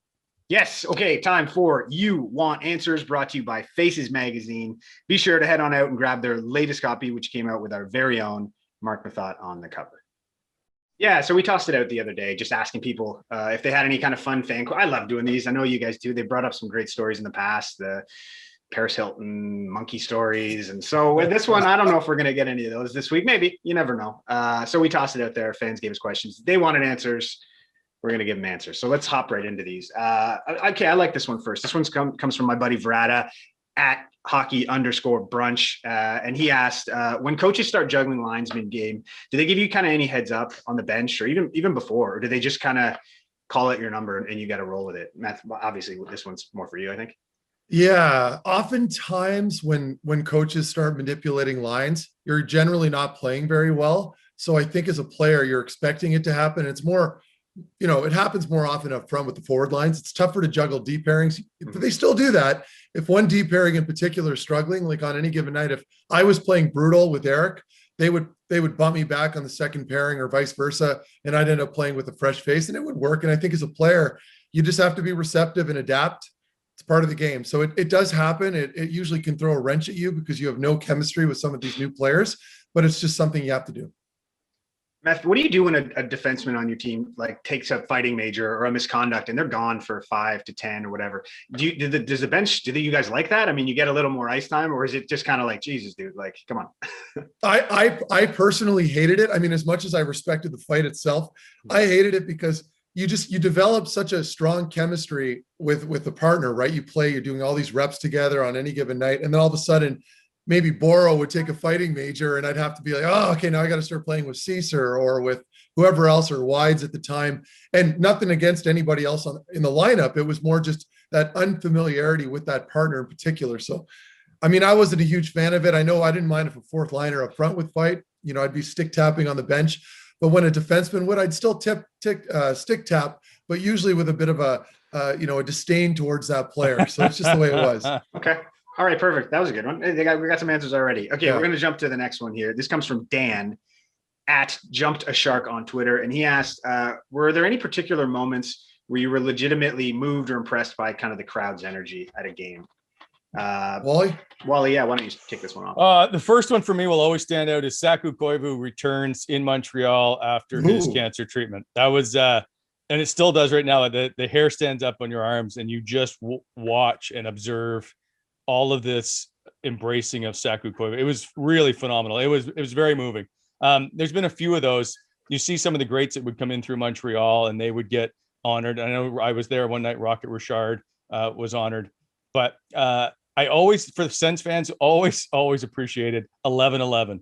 It was just one of those things you're like, it's innocuous. You don't expect it to catch on. And that one, anytime my phone does it to this day, I always kind of smile. I seem to notice it all the time. 11-11. That one was always a good one. Yeah, and it's hard to compete with that, especially with Alfie's one of his last games when we were in Ottawa, and the fans were on their feet the entire Yeah. warm up, the pregame warm up, and the crowd, like, it was packed. So to me, that was pretty cool. But I'm going to go off the board a little bit here and describe the fan reaction in Montreal when we eliminated them in their own building in 2013 for that playoff run. That was incredible. I know, just silencing the Montreal crowd, whom I respect more than almost any crowd, by the way, in the NHL. They're so passionate, but having silenced them from doing that obnoxious ole ole chant, to me, was incredibly satisfying. And I believe I scored in that game on an assist from the legendary Daniel Alfredson himself. Ooh. So that will always kind of stick there in the back of my mind. That was a really cool experience. Okay, another couple good ones there. Okay, sticking kind of with fan stuff a little bit here. Steve on Sens asked, what do players think of the Sens theme song? Theme song, Jesus. I mean, obviously you guys hear it kind of coming on and off the ice and stuff. We're talking about the horn trumpety. Brent, can you give it to me? Do. That's it. Matt, That do was you remember? good. Yeah, That was really good. Yeah, that's pretty Yeah. good. What do players think about that? Like, obviously that one goes back to the start of the franchise. Is that so kind Sure. of iconic that, like, you kind of, as a player, it's the thing that you kind of dig a little bit on the way in? I loved it. And I mean, Wally's been around it a ton as well, but from my perspective, at least in playing, I really always enjoyed it. It was nostalgic for me. It reminded me of the days, back even at the Civic Center when they played downtown. It's always stuck to me. It gave me goosebumps when I first joined the team right after that lockout year in 2012. So, I mean, I'm enjoying. There's one thing I could do without, and it's the goal song. I mean, the song two, that song 2 by Blur, I think, the Woohoo. I think it's time to retire that and perhaps change that one up. But I do love the intro music. I don't want that to ever go away. It's incredible. They did. I think for a few years they didn't play that music. They They eliminated it. Yeah. And then I don't know which side of the fence I'm on. I like it, but I'm like, it gets overused to me for a lot. So I do appreciate it, because when it happens, exactly what's going on and you remember where you were when the first time kind of thing. But that goal song, you're right. Can we, do the players not go, can we not change this up for some, one goal at least? I cringe when I'm watching the games on TV. I'm like, oh no. It's funny, just in the last couple of games, I heard it at home and I'm like, they still are playing this song. And let's let it go. Yeah, and that reminds me of that Machine Head song by Bush. That's still the entrance song in Columbus, I believe, for the Blue Jackets, which was there when I was there. And that's another thing. It's like just mix it up, play something different. Anyway, I could rant on all day about this. Well, don't the players get a say? Well, I was going to say, we're very aware of it. It got to the point where I was walking down the tunnel in Columbus. I remember, and I'm always in tune with the music. And all I could think was, oh my God, this is brutal. I'm embarrassed. And maybe I was putting too much thought into it, but I hated it. So I'm always for fresh music. I'm going off board for a second. Did you ever get to pick warm-up music? Yes. I was always, so in Columbus, I was providing our DJs with burn discs, and I'd have Pantera, but not just metal, but rap, good music. It wasn't the generic Metallica Black Album stuff. It was everything that you could think of. I always took pride in that. And then eventually it got digital and we'd have to just request the songs. And I think we were doing that for a little while in Ottawa. I don't know if they still do. Good question. Mm-hmm. So did you take requests from the players? Yes, but I mean, you got to understand that there are some outlandish tastes, and you have to curate it a little bit and improve the list. And I mean, but again, you have to cater to everybody. Some guys like to dance electronic music, and other guys like country, which, by the way, I would never put in a playlist for pregame warmup. But it was a lot of rock and rap and a little bit of EDM, and it worked out well for everybody. And here's a question. Okay, this is, if Nashville is coming to town and Mike Fisher's on the team, would you ever just troll him by playing Carrie Underwood in the warm-up? Well, you could, but I'm not that friendly with Fish, so I couldn't. I don't think I can get away with it. But I'm sure if you had a guy like Philly or Nealer that were playing on the team, they'd probably be more inclined to do that. Okay, sorry, Craig. No, that's all good. Matt, you brought up the goal song there, and actually, this is a very full circle moment, because this is something I've asked a lot of players: is if you could pick. Would you prefer a team goal song, or would you prefer your personalized one? And the setup for this is, I remember asking Chris Wideman this question years ago, and he gave me a great answer, because he picked the Macarena. And I thought that was hilarious because then if you score, everybody starts doing the Macarena. Like I thought that would be a hilarious visual. That was actually his baseball walkout music too, is what he said. Like as a player, would you prefer kind of the team one and everybody gets the same one, or would you like to pick your own?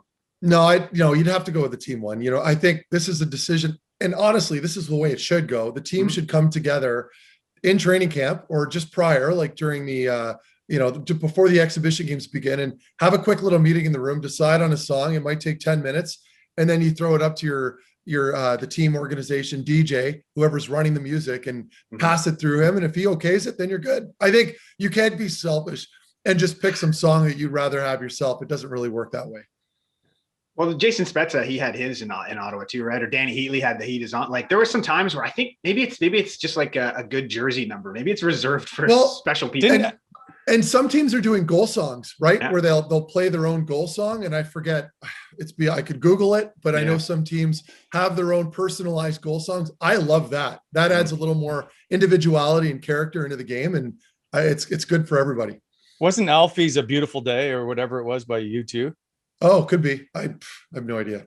Yeah, there was a couple guys that had their own, and that's kind of what I was getting at. Is like Heatley had his, and Jason Spezza had it. Yeah. Like some everybody kind of had their own, but then there was an over. What a nightmare to be the DJ though, and you're trying to see who scored and which stupid song you got to play. And it tips off somebody else. You can't see. Yeah, it's terrible. Yeah, nightmare. Okay. All right, that one went off on a little tangent. I like that one. Okay, so maybe this will happen here again too. Quentin Young at Young_Quentin on Twitter asks, "What's the strangest thing a GM has ever said to you?" And you know what? Let's start with Brent. Let's start with Brent on this one. So it's not the strangest, but it's just a strange scenario. So during the 04-05 lockout, we were traveling all over. And so just to try and find where Gary Bettman was speaking, one of these events was a sports symposium. I know the panel had like Brian Burke and Brian Lawton and a bunch of other player agents and GMs and all kinds of stuff. And so Neil Smith, who was former GM of the New York Rangers, is there, but he's out of a job. And at one point he had been on TSN doing some stuff. So he saw me and he comes over and he's hanging out with me. And he's giving me his business card. We've never met, by the way, just so this is clear. And he's trying to hit me up like, "Hey, do you know any job openings? You know anything that's going on? What are you thinking? What are you hearing?" And so he's like, "Give me a shout if you got anything." I'm like, "All right." No idea who I am, clearly. So fast forward later in that year, he gets hired by the New York Islanders, or he just gets hired and he's a couple weeks into the job. TSN goes, "Brent, listen, it's the summer. We need you to be our hockey insider for, I don't know, Thursday." I'm like, "Cool." So I'm like, "Great. I'm going to call Neil and I'm going to see what he can help me with in the New York Islanders." So I'll pick up the phone. I call. He pretends he's never heard of me. He's like, I'm like, "Hi, Neil. I'm just trying to find some stuff here. You got anything to talk to me about?" He's like, "I don't feel comfortable talking to you." And he wouldn't give me anything.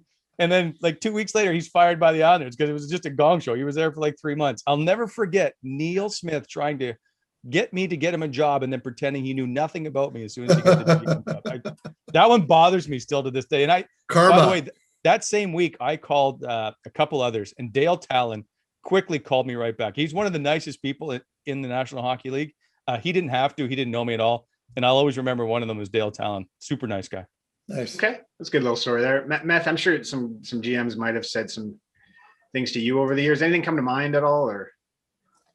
Honestly, and I'm trying to think back to like anything remotely interesting that a general manager would have said to me. I've had some good, post season meetings with Brian Murray, but they were always generally pretty positive. So I don't really have anything juicy to say here. Okay. Well, how about that? Okay. Can you, because exit interviews probably just happened in Ottawa. Can you walk me through what that day's like for a player? Because I've seen it from my end, and you just see a lot of guys sitting around and you see guys quietly leaving. And is there an order? Like, obviously you prefer to go first, I imagine. Is there an order? Right. What do you hope to hear? Like what is exit interviews? Oh, Brett, wait a sec. You do not want to go first in exit meetings because it usually the night before you have gone out and had the team party. Oh, so you want to be in the middle of the exit interviews, if I'm not mistaken. No, and it's funny because I think all three of us here are very used to those days, right? Because Wally, you know what it's like trying to pound players down when perhaps they finished off the year very poorly. And as we all know, when you're on a skid going into the, your last game, the mood's just brutal and it's hard to get good interviews out of guys. And Craig, you're always scrambling to find players to talk to. Well, it's our last chance. It's our last chance to talk to you guys for months. Yeah. So we're just trying to get as much as we can in one day. It's a disaster. But on your end, what's the player experience like? Well, that's so Wally makes a good point. Everyone knows about the infamous end of the year party. It's certainly a night where the entire team lets out a lot of steam. And generally a lot of drinking happens. Obviously you're having fun with your buddies, and then exit interviews don't waste time with them. So generally you fill out this sheet going into that day where you find a time slot that you want. And usually they start at 8 a.m. Mm-hmm. I've seen some funny stuff where guys are basically crawling into the arena and and I might go to the washroom, and I know this is a lot of information, but I might be just going to the restroom, and you can see players on their knees in the stalls yakking maybe an hour before their meeting, trying to sober up, throwing the Vicks vapor rub on their chest or around their nose so they don't smell like puke when they're going to talk to the GM. These are all things that happen. I know it doesn't sound very professional. It does not happen very often, so do not get me wrong. And I'm not trying to throw anybody under the bus, but it does happen every year. And generally it depends on the way you've ended, right? If you've ended it on a high note, the mood is good, everyone's happy. You see that typically more often when you've made the postseason, you made a little noise, and the GM's secure, coaching, all the coaching staff is secure. So you're going to have a relatively positive end of the year meeting. And I've been fortunate enough to do a lot of that where we've ended the year fairly well. So I haven't had a lot of negative meetings, but typically as a Wily vet, I would pick my meetings, as Wally mentioned, around noon. I'd like to get a good steam, maybe an hour beforehand, drink a lot of water, have a coffee, and then I'm ready to go and focused. And that's usually how they go. And then you're off to the races to get out of town and go back to your home city. Those days are, so for you, it's all positive, or you're hoping it's positive. For us, hoping, yeah, we want who's up for a contract, who's not coming back, who's not going to be offered, who's going to the World Championships, who was injured and didn't want to have, anything to do with being there. And then the best part is, though, I can vividly remember guys coming out, and we're usually there around 9, 10. And we're still talking to guys who are inebriated. And so you're trying to protect them because you just went through the whole year together. You know them. You don't want to obviously embarrass them, whatever. And they're just coming out to talk because they have to, but they are nowhere near that locker room or anywhere near those questions being asked. So, and Wally, could you smell them? Could you smell them in these interviews? Oh God, yeah. That's tough. And that's why you were so well liked, because you would literally communicate that to the player. Like, listen, pull it together here. Okay. Let's go. So I had someone come back to me. I some days we'll be able to name names, but he's like, "Is that okay?" And I'm like, "It's fine." It's like, because I don't even know who you are right now. So anyway, it is pretty funny to watch and to see. But it's tough even on us because it's the end of the year. This is disappointing that we're not getting to continue on, because it's fun being in the room, despite on both sides of the camera or the microphone, of just being around that group, because you become friends somewhat. And to see all that transpire and everybody head out with their garbage bags and the big tubs of bubble gum I used to see everybody take, those were always the tough days. Yeah. Okay. That's a good little recap of that day. That day was always a disaster for us. Like I mentioned, trying to get everybody before they leave. And like Matt said, not everybody's interested in sitting down and chatting for 12 minutes or whatever. No. That's why Sorry, and you're trying to say to the guys, thank you, because I always try to go to the end. It's listen, thank you for just putting up with us for the last 8 months and 700 interviews. I just appreciate your time. So you always wanted just to say thanks, because you're not going to see them for a long time. Anyway, sorry, Craig. No. That's about it, right? Is you just you don't really get, we never really got to say bye to guys, more so it was just so much mayhem. Once the dust settles, it's who even know who's there. Okay, Matt, if guys didn't show up, were you annoyed? I remember guys, there were some players. Now, what do you mean by that? Show up at all? Yeah, on that, Tom Barrasso, he didn't show up on that day.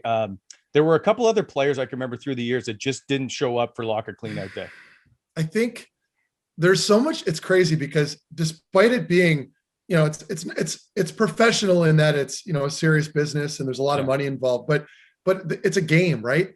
But there's so much emphasis in being punctual. You got to be here at this time for this meeting today, or you're going to be in big trouble. And I'm thinking it's almost kind of silly, but so on any given day, the reason why I say this is on any given day, if a player was late, it was a big deal. Like we were trying to call, because of course some guys weren't waking up on time to get to the arena, right? So we're all scrambling. Okay, go get so-and-so. I think he's passed out still at home. Like we got to wake him up, bring him in. And it was made out to be such a big deal. And all I'm thinking is like, who cares if he's late? Somebody just fill in for him. When he's ready, he'll come in and do the meeting. Like, and that part was always beyond me. I'm thinking like, come on, like nobody's curing cancer here in this locker room. We're not a bunch of politicians or doctors. This is a game. Let's lighten up a little bit. And I found that it was always a little overboard on the seriousness of it. But I mean, I was always on time, full disclosure. But again, I was always that guy covering for other players, trying to get a hold of them, bringing them in, going to talk to the coach, saying, hey, listen, he's not feeling good right now. He'll come in when he's ready. So it's funny how you got to manage those two sides, because there's got to be a little bit of lightheartedness in all this. Okay. Right. Anyways, that day I don't miss a locker clean out day. I'm sure guys, right, too. It must be okay. You get to say bye, and it's the last day of school. Like it's funny because it's awkward though, Craig, because you have to say bye to like 30 people, and you're like shaking hands with everybody. Like it's awkward. I didn't like that part of it, but yeah. Well, you know what? Okay, I think we're good then. Okay, we've had a couple questions kind of like this, so we'll go a couple different routes with it. But Evander at Gowans_Evan on Twitter asked, was there ever a player on your team or opposing team that had the best kind of lines or always had you kind of laughing or whatever? I mean, I guess, Wally, we'll start with you a little bit. Was there a guy, like an interview, like an opposing interview that you would do that you just knew you were going to get the goods from? That's a good one. It depends on the situation, and then depends on the mood of whatever's transpiring. But some guys are a lot better than others. Like Colby Armstrong was always a great guy to be around, because he would probably try to make it entertaining. Chris Neal would always try to be somewhat dry with a sense of humor and entertaining. Jarkko Ruutu was another guy in the locker room. Like Jarkko Ruutu used to chase me around the locker room with his jock. And I was like, would you just beat it already?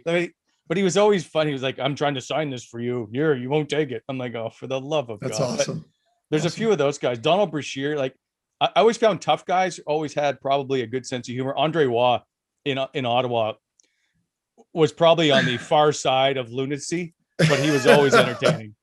So those guys, yeah, I would probably say tough guys, and they don't get talked to very often. So they're always the guys that want to have a little bit more to say and a little bit more fun.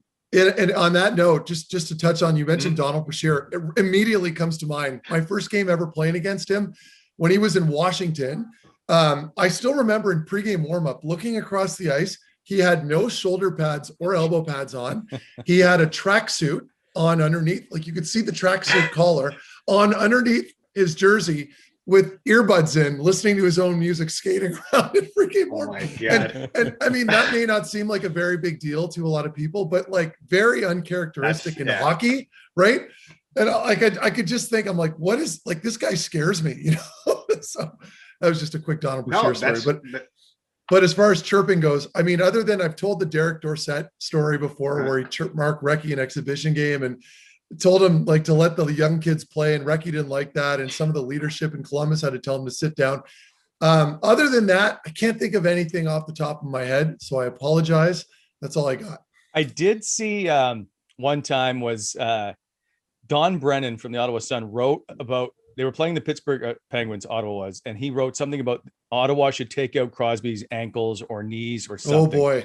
Oh boy. And George Larocque is on the Penguins at the time, and he was not a big fan of this article. And I can just remember George Larocque and Don Brennan are in now the Penguins locker room, and George is an imposing man, obviously, and they're just standing there and they're kind of going toe to toe, but you just get the sense that George would like to pummel Don Brennan at any moment. and obviously Don doesn't want to get beat up. So it was entertaining to watch. I've seen a couple of those incidents in locker rooms where the media member is not well received, but that does make some entertainment. That's for sure.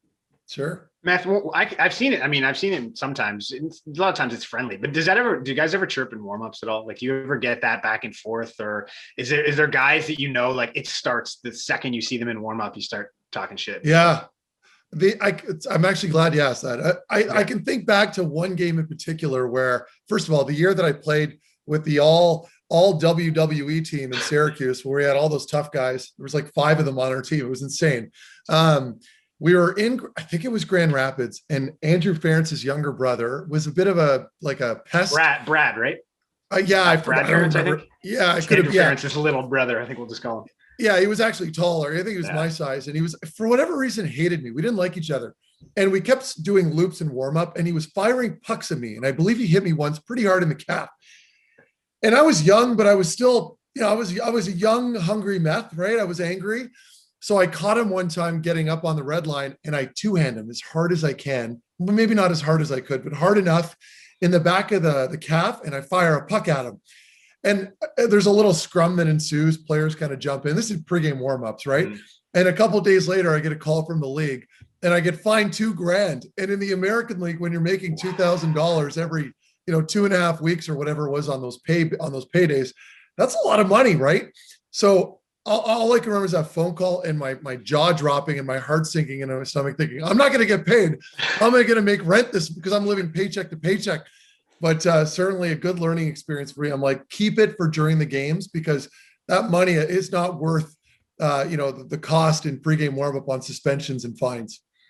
Do you, because you just mentioned that team, I think you called them the all meat team at one point. Does that give you the extra, knowing you have that level of backup to just kind of maybe take a swing in warmups? That's where that comes from? Or I still remember vividly some of the fights. We had Tom Sestito, who played in the NHL for a bit, Derek Dorsett, we had Zenon Konopka, Brandon Sugden, and John Morasti, among other players that were great. It was insane. So did you have Jody Shelley?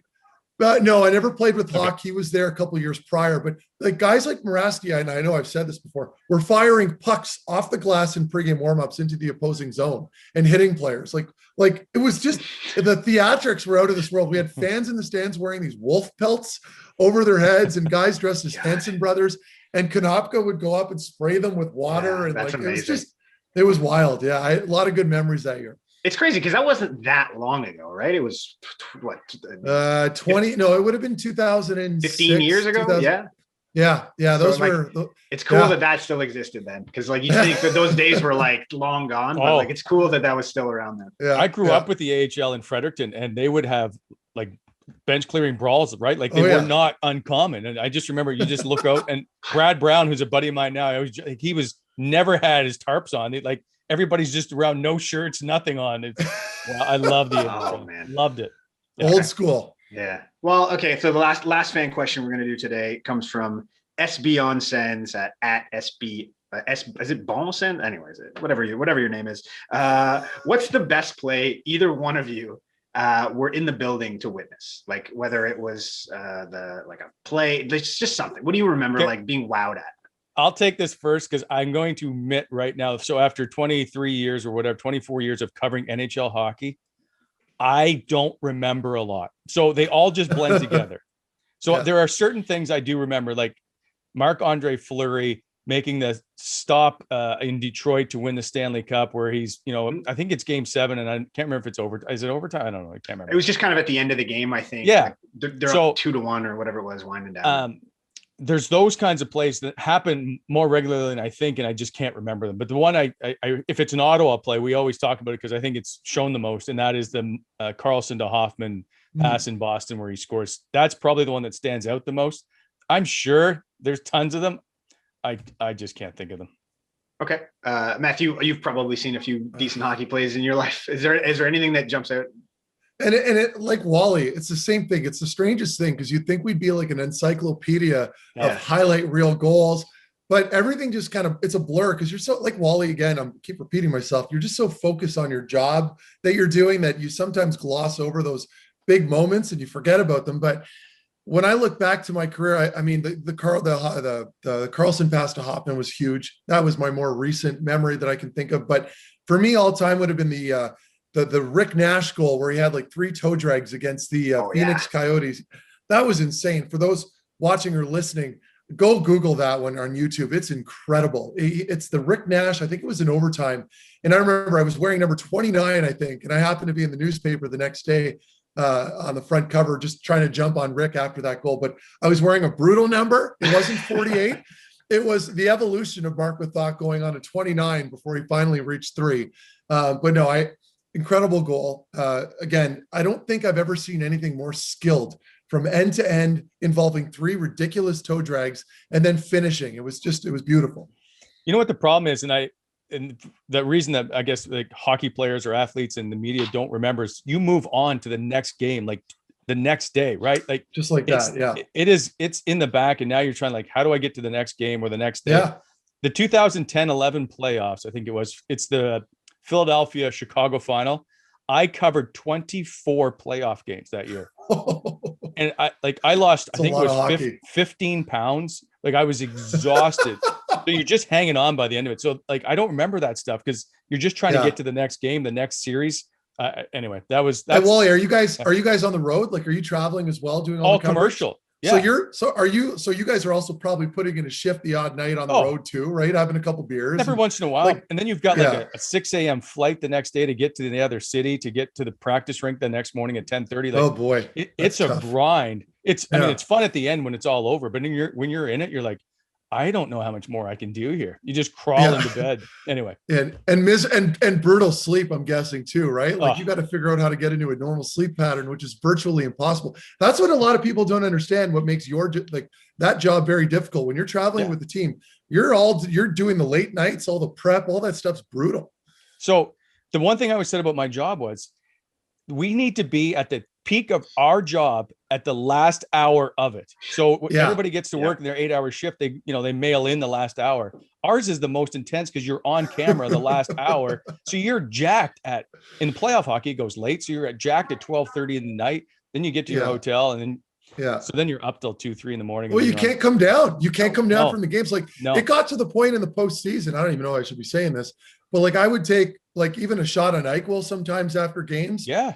And I'd be like asking for chamomile tea on the planes because I tried staying away from like Ambien and stuff where a lot of players, that was more, around earlier on in my career where because crazy travel schedule and whatnot, but like NyQuil or anything to help you fall asleep just to get like 6 hours before the next day. It's a grind and it wears on you and your eyes are twitching for like 3 weeks at a time because you're so stressed. It was brutal. I'll tell you one other day. In another episode, I'll tell you my whole sleeping pill story as I try to travel North America. I can't wait. That'll be a good one. Okay. Well, you know what? We got a lot of answers today. So appreciate those. Thanks for everyone who sent them in too. I read most of your names correctly, so that was good. We're going to move on to rewarding some more of the fans here. We got some trivia stuff to give away. So we're actually going to start by giving away, we have a Wally and Methot shop kind of pack to give away, a mug and a t-shirt.